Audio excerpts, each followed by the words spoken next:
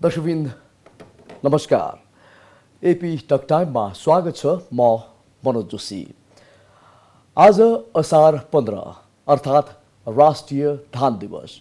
यो वर्ष असार 15 सुरु हुँदै गर्दा कृषकका लागि मौसमले साथ दिएका कारण अधिकांश स्थानमा रोपाई सकिसक्यो भने केही स्थानमा रोपाई जारी छ। अब अर्को समस्या कुरा गर्नुपर्दा हाम्रो देश कृषि प्रधान देश भनिए पनि यो नाराले हामीलाई कता कता गिज्याइरहेको छ। लाज लाग्छ हामी कृषि प्रधान देशका जनता भन्न पनि। खाद्यान्नको यस्तै सङ्कट र अवस्थालाई मध्यनजर गर्ने हो भने आगामी दिनमा परनिर्भरता झन बढ्ने निश्चित छ। खाद्यान्न उत्पादनका दृष्टिकोणले महत्त्वपूर्ण मानिएको उर्वर कृषि भूमिमा बस्ती विस्तार हुँदा कृषि भूमि खुम्च्याउँदै गएको छ भने बचेको जमिनमा पनि खाद्यान्न उत्पादनमा लागतको तुलनामा आम्दानी कम हुने भएकाले कृषकहरूको रुचि देखिँदैन। आज हामी राष्ट्रिय धान दिवस र कृषिका विविध पाटालाई जोड्नेछौँ। हामीसँग हुनुहुन्छ वरिष्ठ कृषिविद तथा धान वैज्ञानिक डाक्टर भोलामान सिंह बस्नेत। स्वागत छ डाक्टर साहब यहाँलाई। हस्, धन्यवाद। कतिको व्यस्त हुनुहुन्छ हिजो आज, कस्तो छ यहाँलाई? म त बस्नेत परेँ हेर्नुहोस् होइन, थरले बस्नेत परेँ, छेत्री भइयो। तर यो असार 15मा त म 16 श्राद्धको ब्राह्मण जस्तो हुन्छु भन्छु कि तपाईँको। यति बिजी हुन् त म त आफू त महिनौदेखि लागेको थिएँ। विशेष गरेर यो सञ्चार आम सञ्चारमा चाहिँ म चाहिँ प्रवक्ता पनि थिएँ नारको 14-15 वर्षसम्म। त्यस हुनाले यो आम सञ्चारसँग धेरै घुलमिल भयो। अहिले रिटायर्ड भयो, टायर्ड भएको छैन भन्छु। अनि म मिडिया फ्रेन्डली, मिडिया म फ्रेन्डली भन्छु। जहिले पनि म अन्तर्वार्ता दिन तयार के तपाईँको। विशेष गरेर यो धानमा चाहिँ नि म पनि एउटा सूत्रधार हुँ जसले यो चाहिँ नि राष्ट्रिय धान दिवस तथा रोपाई महोत्सव भनेर यो 18औं वर्ष भयो, युएनसँग लिङ्क छ। फेरि यो धान दिवस सुरुवातै यहाँले गर्नुभयो के अरे होइन? मैले भन्नुको मतलब के थियो भने तपाईँ अलिकति ब्याकग्राउन्ड लियो भने यो संयुक्त राष्ट्र सङ्घलाई चाहिँ नि 43वटा देशले 2061 सालमा, अङ्ग्रेजी 2004 हुन्छ, अन्तर्राष्ट्रिय धान वर्ष भनेर घोषणा गरिदिनु पर्यो भनेर अनुरोध गर्यो युएनओलाई। त्यो 43वटा देशमा नेपाल पनि छ जसले अनुरोध गर्यो। त्यो अनुरोधको आधारमा युएनले चाहिँ नि घोषणा गरिदियो अन्तर्राष्ट्रिय धान वर्ष। अनि त्यो नारा हुन्छ प्रत्येकको चाहिँ नि धान नै जीवन हो, राइस इज लाइफ भनेर घोषणा गर्यो। अब त्यो मलाई चाहिँ के लाग्यो भने त्यो युएनओको मुख्य चाहिँ लक्ष्य त तपाईँको संसारमा शान्ति ल्याउने हो कि। अनि शान्ति ल्याउनलाई अनि धेरै जसो अशान्ति किन हुन्छ भने दुई छाक खान पाएन भने, अनि वास्तवमा दुई छाक खान पायो भने यो शान्ति हुन्छ भनेर यो धानलाई चाहिँ नि के भन्छन् भने अब संसारको हेऱ्यो भने 7 अर्बभन्दा बढी जनसङ्ख्या, त्यसको आधाभन्दा बढीको मुख्य खाना भात रहेछ। अनि तपाईँको एसियाली देशमा आउनुभयो भने 90% भन्दा बढी धानको उत्पादन पनि खपत पनि एसियाली देशमा गर्छ हुन्छ। त्यसैले यो धानले चाहिँ नि एसियालीहरूलाई सँगै ल्याउन सेतुको काम गर्छ पनि भन्छ कि। सबैको कमन इन्ट्रेस्ट हो चामल। अनि त्यो 90% को नि आधा चाहिँ नि 1 नम्बर सबभन्दा धेरै चिनले उत्पादन गर्छ, दोस्रो भारत हो। फेरि हेर्नुहोस्, त्यस हुनाले यो संसारमै पनि एसियामा हाम्रो देशमा त्यस्तै छ। धान उत्पादन बढ्यो भने आर्थिक वृद्धि दर ग्राफ माथि जान्छ, घट्यो भने तल आउँछ। भनेपछि यहाँले डाक्टर साहबले भनेको जस्तो युएनले शान्ति स्थापना गर्नको लागि एउटा अर्को आधार बन्छ खाना, त्यसको लागि धान चामल यो महत्त्वपूर्ण हो भनेपछि यसलाई यसरी जोडौँ होइन।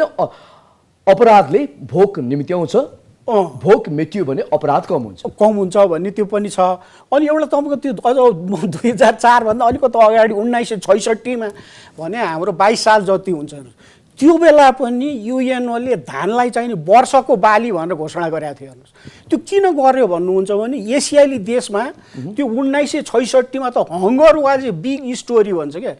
भोकमरी त ठुलो समस्या रहेछ त्यो बेलामा। अनि त्यसको बेलाका नारा के थियो भने भोकमरीबाट मुक्ति अथवा फ्रिडम फ्रम हङ्गर भनी नारा दिएर वर्षको बाली भनेर धानलाई नै युएनओले त्यो बेलामा पनि यति घोषणा गरेको छ। यति महत्त्वपूर्ण, असाध्यै महत्त्व। अब नेपालमा संसारमा एसियाली देशमा नै अति नै महत्त्वको बाली हो यो चाहिँ। किनकि सबैको हाम्रो नेपाली हामी त 2 छाक खान्छौँ। हेर्नुहोस् फिलिपिनमा जानु भने 4 छाक खान्छन्। तर हामीले त्यस्तो महत्त्व बुझेको जस्तो लाग्दैन। के लाग्छ? वास्तवमा यसो हेर्दै गयो भने तपाईँको अब जेलै पनि एउटै उसमा लिन भएन कि होइन, एउटै डालोमा। अब धान भने त कस्तो भन्नुहुन्छ भने तपाईँको मैले यसो तथ्याङ्कै पनि दिएँ भने सबभन्दा यो पछिको आर्थिक वर्ष 77-78 को आर्थिक वर्ष हेऱ्यो भने 14,73,000 हेक्टरमा धान खेती भएको थियो नेपालमा। त्यसबाट 56,22,000 मेट्रिक टन उत्पादन भएछ अनि उत्पादकको चाहिँ 3.8 टन प्रति हेक्टर थियो। त्यो उत्पादन र उत्पादकत्व हेऱ्यो भने त्यो हिस्टोरिकल रिकर्ड हो, सबभन्दा धेरै। अनि यता फेरि आयात गर्नुहुन्छ भने पहिला त हामी निर्यात गर्थ्यौँ। हेर्नुहोस्, धान चामल निर्यात कम्पनी भनेर मुख्य तराईको 7-8वटा अञ्चलमै त्यो जस्तै मेची अञ्चल धान चामल निर्यात कम्पनी भनेर यस्ता 7-8वटा थियो पश्चिमसम्म निर्यात गर्थ्यौँ। अहिले चाहिँ सरदर म चाहिँ के हिसाब गर्थेँ, 2.5 अर्ब प्रति महिनाको चामल आयात गरिरहेछौँ। 2.5 अर्ब प्रति महिना। अझ अहिले मैले एउटा पत्रकार साथी छ नि, म हेरिरहन्छु, उहाँले त के भन्थ्यो, अहिले लेटेस्ट हेऱ्यो भने त झन् 48 अर्बको आएको छ अरे चामल। यो त एकदम भयावह भयो यो त।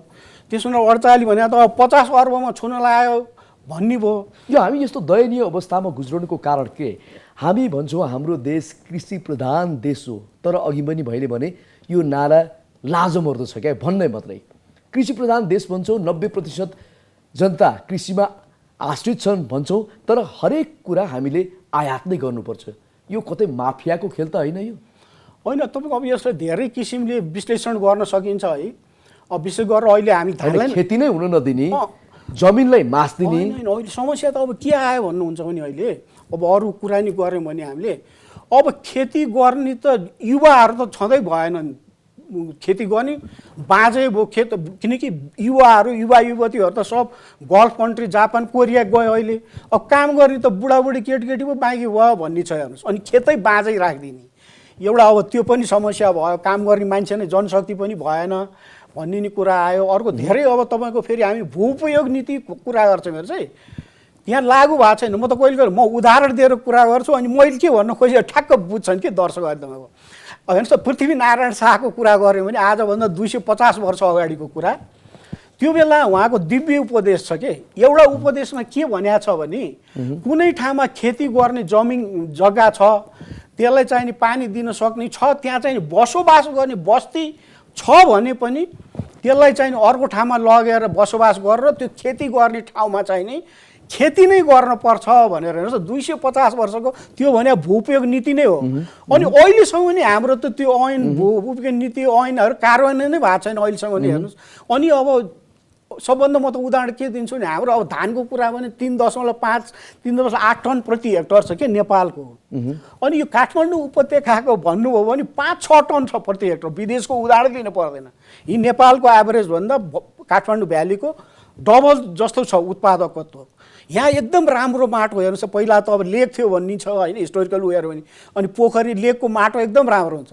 त्यसैले यहाँको चाहिँ त्यति राम्रो 5-6 टन धानै भयो। तरकारी नै भन्नुहोस् न, ठिमी भक्तपुर कति लोकप्रिय छ, तर अहिले त घर फलिरहेछ ती खेती। अपेक्षित रूपमा उत्पादन गर्न नसक्नुको कारण यी घरहरू बन्न मात्रै कारण हुन् अथवा चाहिँ सरकारी तवरबाट सहयोग नै नपाउनु? होइन, अर्को कुरा चाहिँ एउटा के पनि भन्न सकिन्छ भने तपाईँको अब कृषिलाई प्राथमिकता दिएको छ, कृषिलाई प्राथमिकता दिएको छ भनेर धेरै वर्षदेखि धेरै यो पञ्चवर्षीय योजना पनि भन्दै आयो, तर त्यो भने जस्तो गरे पनि पाइएन। हेर्नुहोस्, अब धानकै कुरा गऱ्यो भने हामीले त म त अब तपाईँको उदाहरण दिएर कुरा गर्ने भन्नुको मतलब आजभन्दा त 12-13 वर्ष अगाडि हेर्नुहोस् है, सन् 2007-08मा विश्व खाद्य सङ्कट भएको थियो। अनि त्यो विश्व खाद्य सङ्कट भयो हामीले त फेरि आयात गर्ने भने त 90% भन्दा बढी भारतबाट हो यो धान चामल।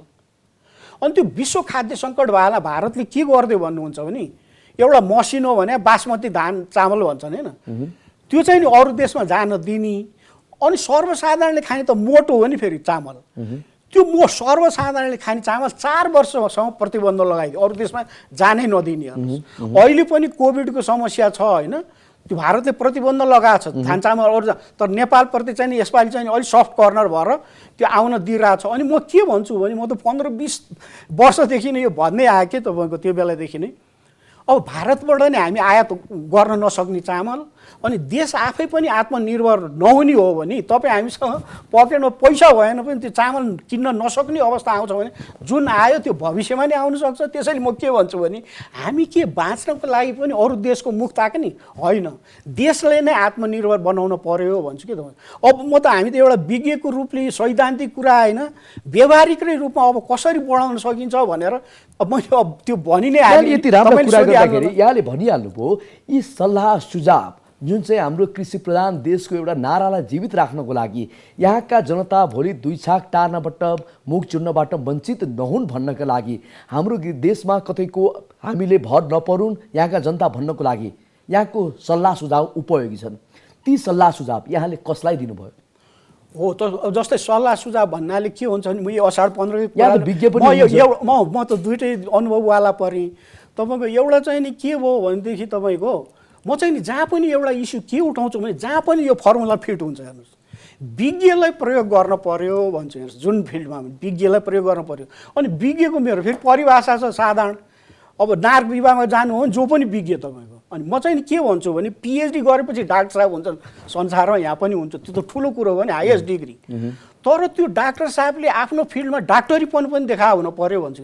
अनि त्यो देखाएको चाहिँ नि धेरै कम हुनुहोस्, जुनमा मेडिकल जुन क्षेत्रमा जानुहोस् एकदम पाउँछ। अनि म विज्ञ म त्यो व्यक्तिलाई भन्छु जसले पढेर सफलतापूर्वक त्यो कार्य सम्पादन गरे हुनु पर्यो। यी धानको कुरा गरेछ भने धानमा उसले सफलतापूर्वक बृहत क्षेत्रमा धान उत्पादन गरेर आउनु पर्यो। एउटा भन्दाखेरि एउटा पत्रकार साथीले मलाई सोधिदिनु भयो हेर्नुहोस्, फेरि तपाईँ त खुब पढेर गरेलाई सफलतापूर्वक गरेलाई विज्ञ भन्नुहुन्छ, तपाईँलाई भन्यो भने के भन्नुहुन्छ भनेर मलाई काउन्टर क्वेसन गरिदिनु। यो त राम्रो क्वेसन मैले आशा गरेँ नि त्यस्तो गरेँ। अनि मेरो ब्याकग्राउन्ड चाहिँ के भइदियो भन्नुहुन्छ भने तपाईँलाई यो अन्तर्राष्ट्रिय धान बाली अनुसन्धान संस्था भन्ने छ फिलिपिनमा, इरी भन्छ कि IRR, international rice research institute. त्यहाँ चाहिँ म 2.5 वर्ष बसेर तपाईँको मास्टर डिग्री गर्दाखेरि धानमै शोध कार्य गर्ने मौका पाएको छु। त्यत्रो ठुलो संस्था। अनि 10 महिना जापानमा धानैको तालिम लिने मौका पाएछु। गोष्ठीहरू भन्छ 14-15 देशमा गइछु। अनि त्यो देश विदेश अथवा स्वदेशमै भनौँ न जानेको सिकेको यो टेक्निकल नोहाउ नै फिल्ड लेभल डुहाउ भनेर। अब यहाँ त जानु भएको छैन, धनुषामा एउटा फार्म छ। धेरै वर्ष अगाडि म फार्म म्यानेजर भएँ, त्यहाँ हर्दीनाथ कृषि फार्म भन्थे। अहिले राष्ट्रिय धान बाली अनुसन्धान कार्यक्रम भन्ने छ त्यहाँ। त्यहाँ प्रत्येक वर्ष हामी 120 टन धानको बिउ निकाल्थेँ। म 5 वर्ष म्यानेजर भएर बस्ने कि 600 टन निकालेको छु। 600 टन भने अहिले 1 किलोको 100 रुपियाँ गऱ्यो भने 6 करोडको धान उत्पादन गरेछु भन्छु। अनि मैले त्यसरी जवाब त्यस्तो हुनु यहाँले एक ठाउँमा दुई ठाउँमा गर्नुभएको होला, तर हामीले हाम्रो अभिभावक सरकारले सहयोग नगरिकन यो कृषि क्षेत्रलाई हामीले माथि उठाउन कदापि सक्दैनौँ। भोलिका दिनमा केही गरी त्यस्ता समस्या आए, नाकाबन्दी भयो भने फेरि यहाँ भोकमरी मचिन्छ, त्यो ग्यारेन्टी नै छ। अहिलेको अवस्थामा यहाँको विज्ञता यहाँले जुन हासिल गर्नुभयो त्यो विज्ञता यहाँले दिने मिडियामा मात्रै हो, टेलिभिजनमा मात्रै हो, अथवा सम्बन्धित निकायले यहाँको जुन विज्ञताको एउटा तपाईँले चाहिँ हासिल गरेको सुझाव सल्लाह सुझावलाई उहाँहरूले मान्नुहुन्छ? जस्तो तपाईँ राम्ररी प्रश्न गर्नुभयो हेर्नुहोस् है। अनि किसानहरूलाई नेपालको जहाँ पनि गएर तपाईँ हामीले सोध्यौँ भने तपाईँको 3-4वटा समस्या भन्नुहोस् त भन्यो भने के भन्नुहुन्छ? बिउको कुरा गर्नुहुन्छ, उहाँले मलको कुरा गर्नुहुन्छ, सिँचाइको कुरा, ऋणको कुरा, औजार आदि इत्यादिको बजारको कुरा गर्नुहुन्छ। विज्ञ चाहियो भनेर कहिले पनि किसानले माग्नु हुँदैन कुनै पनि ठाउँमा गएर सोध्नुभयो भने। अनि मैले विज्ञ भने त फेरि त्यही पढेर उसले सफलतापूर्वक कार्य सम्पादन ट्र्याक रेकर्ड राम्रो भएको हुनु पर्यो विज्ञ। अनि सरकारले पनि अब किसानले उठाएको प्रश्न अनुसार त्यही कुसमा फोकस गर्छ।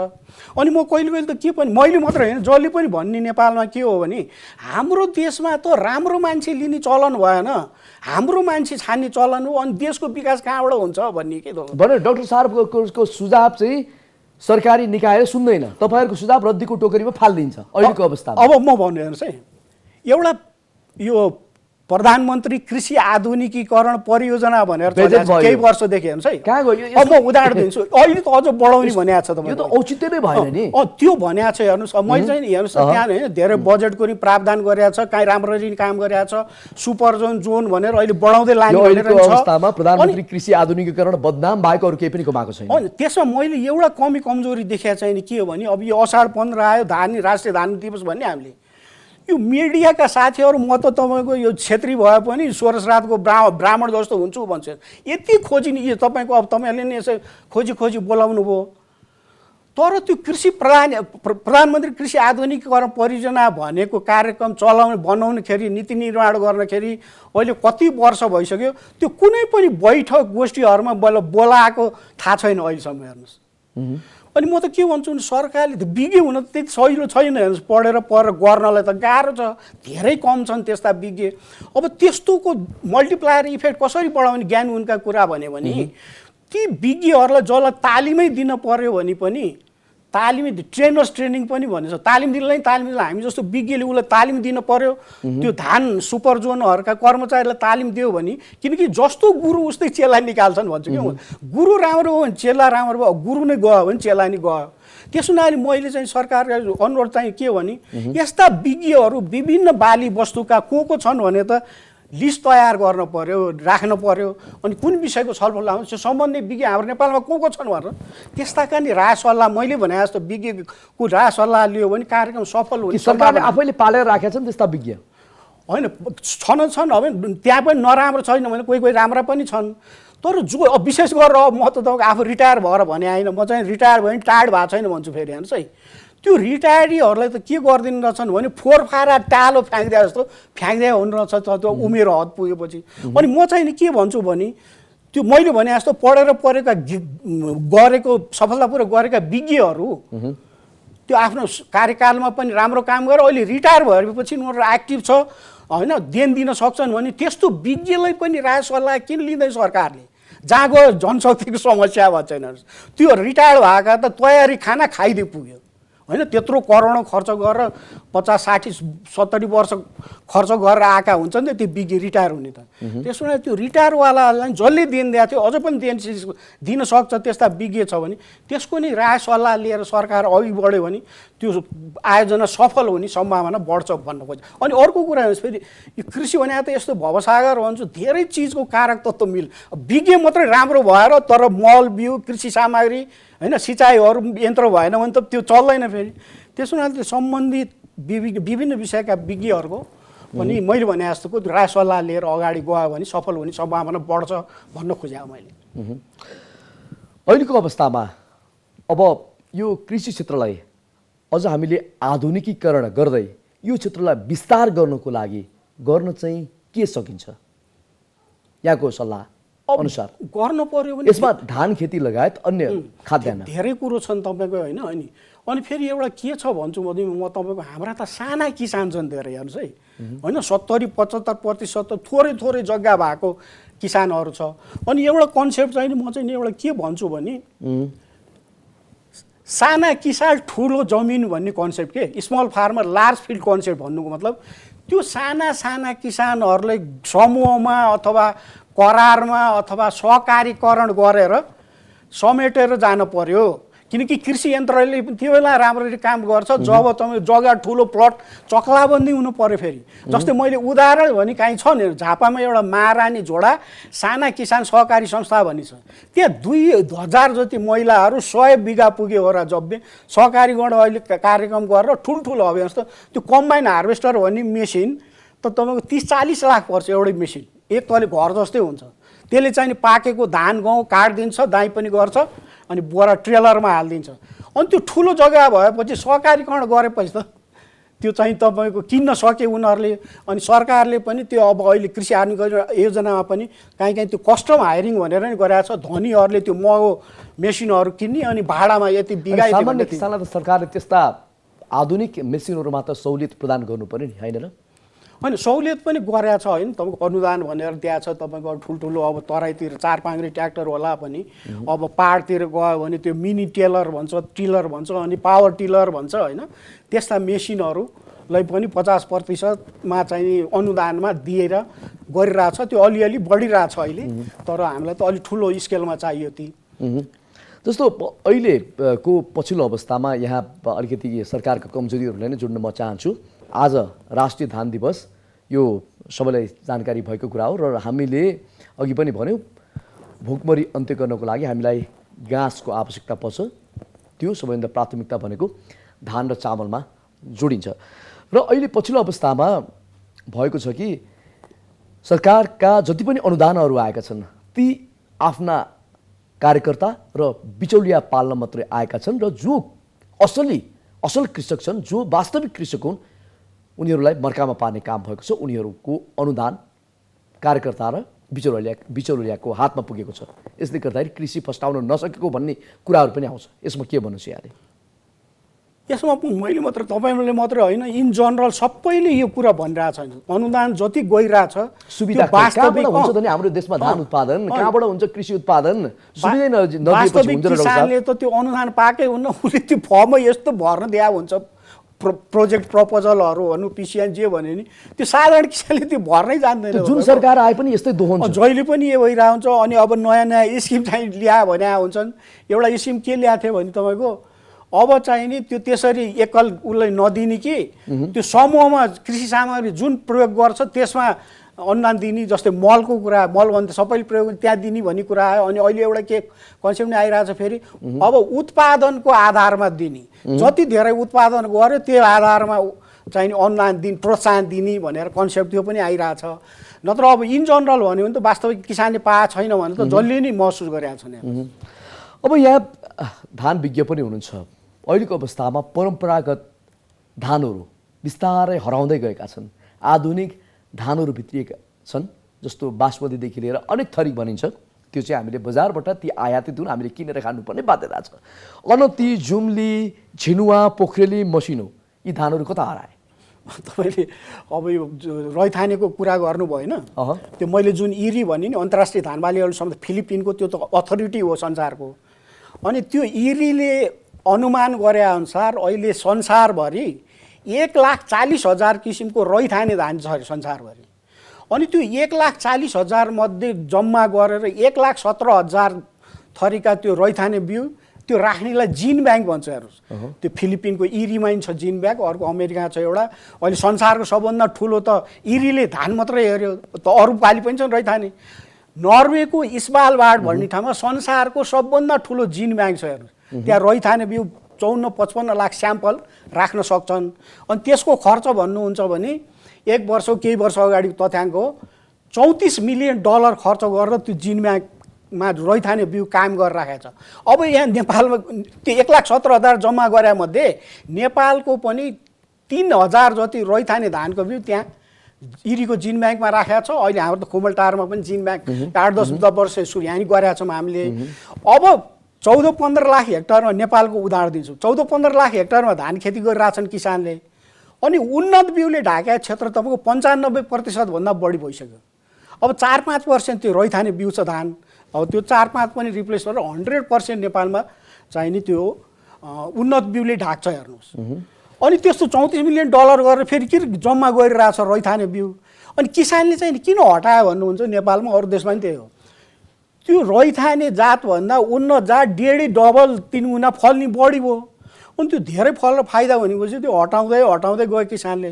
अनि त्यो त्यत्रो खर्च गरेर किन राख्या भन्नुहुन्छ भने अहिले त जलवायु परिवर्तनको कुरा गर्छौँ हामी हेर्नुहोस् है, होइन, क्लाइमेट चेन्जको कुरा गर्छौँ। अनि त्यो कम फले पनि त्यो रैथाने बिउमा के हुन्छ भने तपाईँको विशेष गुणहरू हुन्छ कुनैमा क्या तपाईँको, कोही चिसो सहने, कोही तातो सहने। अब धान भने त फेरि यस्तो भर्सटाइल प्लान्ट हो तपाईँको। अब 60 मिटर पनि हुन्छ। हाम्रो संसारको सबभन्दा अग्लो ठाउँ जुम्लाको छुमचौरोमा पनि जुम्ली मार्सी धान हुन्छ हेर्नुहोस्। अनि त्यो सुखामा नि हुन्छ, पाखामा नि हुन्छ। पानी थाइल्यान्डमा त तपाईँको फ्लोटिङ राइस भन्छ क्या, त्यहाँ रोपेपछि पानीको हाइट बढ्दै गयो भने त्यो धानको हाइट पनि बढ्दै जाने। अनि काट्नलाई डुङ्गा लिएर काट्न जान्छ थाइल्यान्डमा। त्यस्ता जातहरू छन्।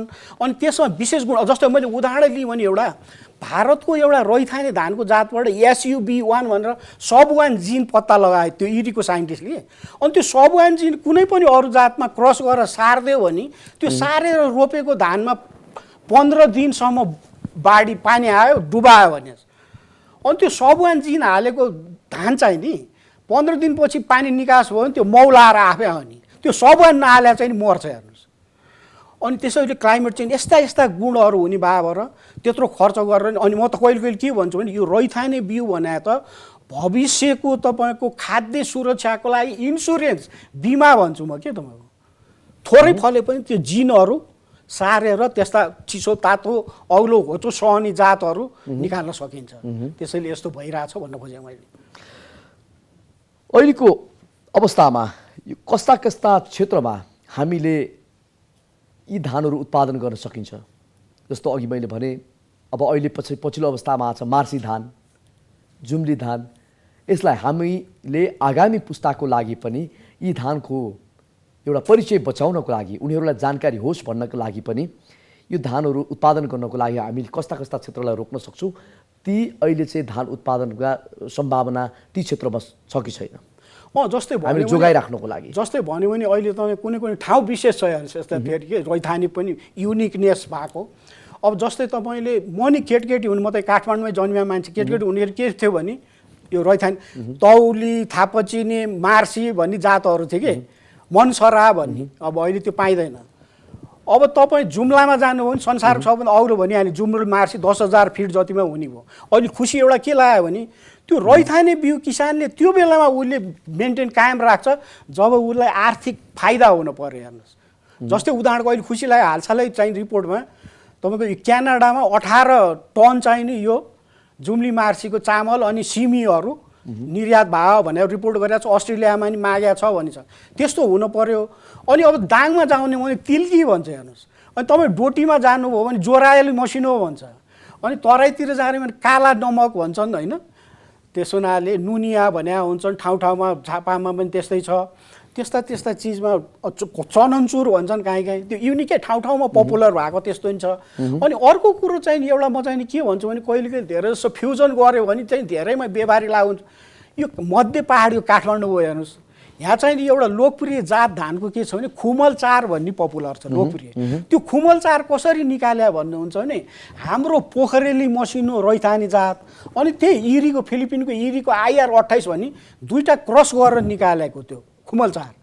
त्यो मिठो पनि हुने, भाउ पनि बढी पाउने। अनि त्यस्तो सफल भयो भने अनि पोखरेली मसिनो किसानले गर्छन् नि।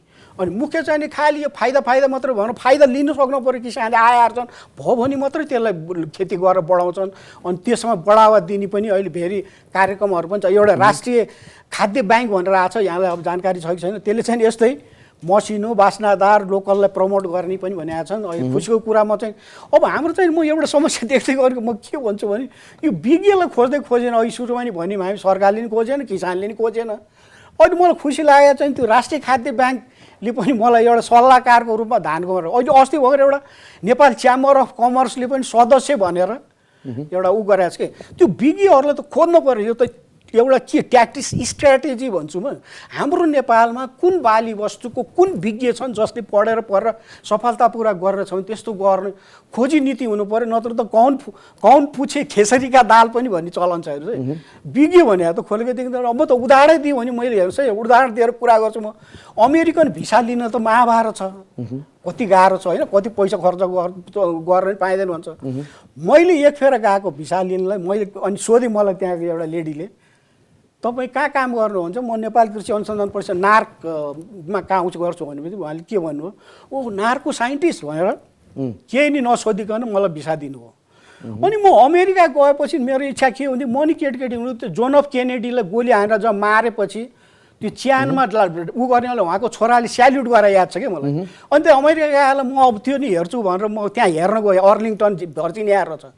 मलाई खुसी के लाग्यो भन्नुहोस् त, त्यो मृत्यु हुनु अगाडि पनि मृत्युपछि पनि हो नि त त्यो होइन। त्यहाँ त एरिया छुट्याइदिएर छ। ल यसलाई चाहिँ एस्ट्रोनोटको लागि यो एरिया, अनि जजहरूको लागि यो एरिया, अनि कृषि वैज्ञानिकहरूका लागि यो एरिया भनेर कस्तो मान दिएको छ भन्नु हेर्नुहोस् न होइन। अगाडि पनि तेस्रोमा पछाडि पनि वास्तवमा त्यो कृषि मैले भने जस्तो विज्ञहरूलाई त एकदम मैले अघि भनिहालेँ नि। अब सम्बन्धित निकायले आफ्ना बिचौलिया र चाहिँ कार्यकर्ता पोस्टमै आएका बजेटदेखि लिएर हरेक कुरामा उनीहरूलाई सीमित राखेको छ। तपाईँहरूको विज्ञको त तपाईँहरूको सुझावलाई यो टोकरीमा फालिदिएको छ। अब भनौँ, हामी कार्यक्रमको अन्तिममा आइसकेका छौँ। अन्तिममा यहाँलाई चाहिँ एकदम छोटो छोटो उत्तर दिनु होला। कृषि मन्त्रालयमा माथिल्लो स्तरबाटै भ्रष्टाचारका कारण आज कृषिको क्षेत्र यति तल्लो स्तरसम्म गिरेको छ, हामीले उकास्न सकेनौँ भन्ने भनाइलाई यहाँले के भन्नुहुन्छ छोटोमा? भ्रष्टाचार छ कि छैन? होइन, त्यो भन्दा इन जनरल भयो भने त जहाँ पनि हामी सुनिरहेछौँ, हेर्नुहोस् कृषि मात्रै होइन कि जहाँ पनि सुनिरहेछौँ।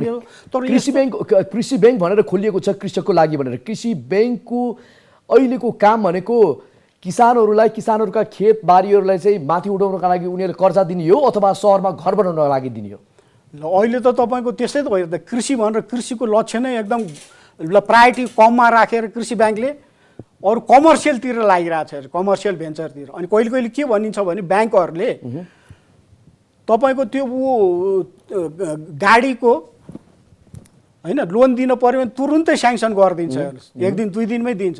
तर कृषकहरू गएर त्यहाँ गयो भने यति झुल्छ उसले, अनि त्यो चाहिँ नि उसले गर्नै सक्दैन, ऋण लिनै सक्दैन। कृषि मैत्री कार्यक्रमहरू योजनाहरू हाम्रो भएन नि, खालि झुलाउने कसरी त्यसलाई किसानलाई, त्यस्तो भयो। त्यसैले पनि हामीले आशातीत प्रगति गर्न नसक्यो। अनि अर्को कुरो त म कहिले मैले मात्रै होइन, जसले पनि तपाईँको अघि पनि भन्ने होला सायद, यो हाम्रो भन्दा राम्रो मान्छे लिनु पर्यो विभिन्न क्षेत्रमा। एक्ज्याक्टली। अनि त्यो छानेको व्यक्ति नि मैले भने जस्तो राम्रो छ भने त ठिक छ, तपाईँहरू योगदान गर्न तयार हुनुहुन्छ, त्यो त कुरै छैन हेर्नुहोस्। त्यस हुनाले त्यसो मैले भने जस्तो विज्ञ जुन क्षेत्रमा नि लागु हुन्छ, यो कृषि धानमा मात्रै होइन हेर्नुहोस्, जहाँ पनि। अनि फेरि एकदम कम भयो मैले भने जस्तो हेर्नुहोस्, होइन पढेर पढेको धेरै रहेछन् हेर्नुहोस्, गरेको चाहिँ नि छैनन्। त्यस हुनाले जसले पढेर गरेको छ त्यस्तोको पनि राय सल्लाह लिएर गयो भने त्यो कार्यक्रम सफल हुने सम्भावना बढ्छ भन्न खोजेँ। यो भनेपछि धान लगायत हाम्रा जति पनि खाद्यान्न बारी छन्, यो अहिले तपाईँले भनेको सल्लाह सुझाव अनुसार चाहिँ सम्बन्धित निकाय, कृषक लगायत जो यसमा संलग्न छन् त्यही अनुसार गयो भने यो पक्कै पनि हामीले चाहिँ भोलिका दिनमा अरबौँको धान भारतबाट आयात गर्नुपर्ने अवस्था आउँदैन।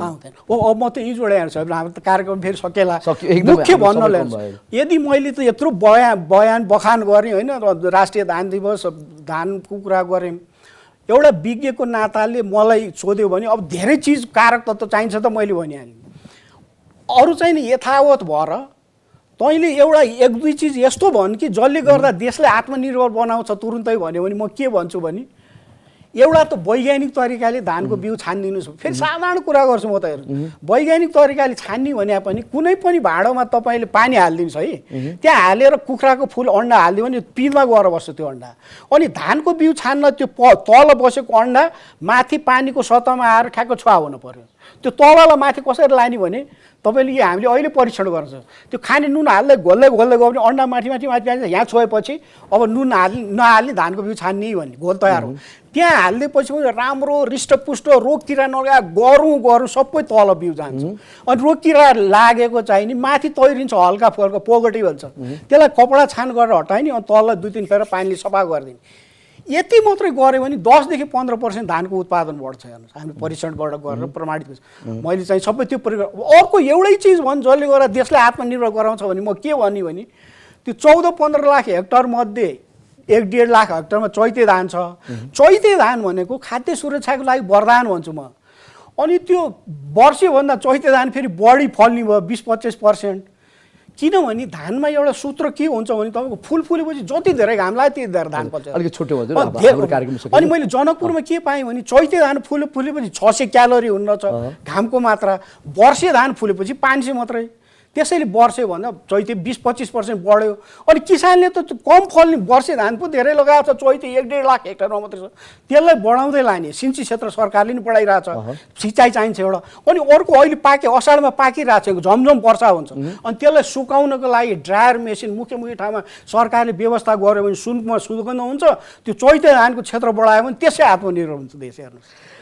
हस्, यहाँसम्म आएर आफ्नो महत्त्वपूर्ण भनाइ राखिदिनु भयो, त्यसको लागि डाक्टर साहबलाई धेरै धेरै धन्यवाद। यहाँलाई पनि धन्यवाद। हाम्रो AP1 टिभीलाई पनि धेरै धन्यवाद। हामी भविष्यमा पनि छलफल गरौँ, सम्पर्कमा रहौँ र हाम्रो छलफलको आधारमा कृषकहरूले पनि केही प्रयोग गरेर प्रविधि प्रयोग गरेर उत्पादन बढाउनु भयो भने यस्ता कार्यक्रम सफल भएछ भनेर चाहिँ म पनि यति भन्दै बिदा हुन चाहन्छु। हस्, नमस्ते। दर्शकवृन्द, आज हामीले कुराकानी गऱ्यौँ। आज राष्ट्रिय धान दिवस। यो कृषिको क्षेत्रमा धानलाई हामीले धान चामल लगायत अन्य खाद्यान्नलाई हाम्रो देशमा कसरी विस्तार गर्न सकिन्छ र यो आयातलाई कसरी रोक्न सकिन्छ त्यतातिर हामीले ध्यान दिनु जरुरी छ। यसको लागि सरकारको ठुलो सहयोग छ। सरकारलाई सुझाव दिने जो विज्ञहरू हुनुहुन्छ उनीहरूलाई हाता लिएर सरकार अगाडि बढ्नुपर्छ र अहिलेको अवस्थामा आइपुग्दा जति पनि विज्ञहरू हुनुहुन्छ उहाँहरूलाई सरकारले त्यति आफ्नो पासमा राखेर काम गरेको देखिँदैन र सुझावहरूलाई रद्दीको टोकरीमा हालेको भन्ने धेरै गुनासाहरू पनि हामी सुन्न सक्छौँ र कृषकले पनि यी सुझावहरूलाई मनन गर्नु आवश्यक छ। यति भन्दै अहिलेको AP टक टाइम सकिएको छ र हामीसँग हुनुहुन्थ्यो वरिष्ठ कृषिविद तथा धान वैज्ञानिक डाक्टर भोलामान सिंह बस्नेत। AP1 हेर्दै गर्नुहोला। नमस्कार।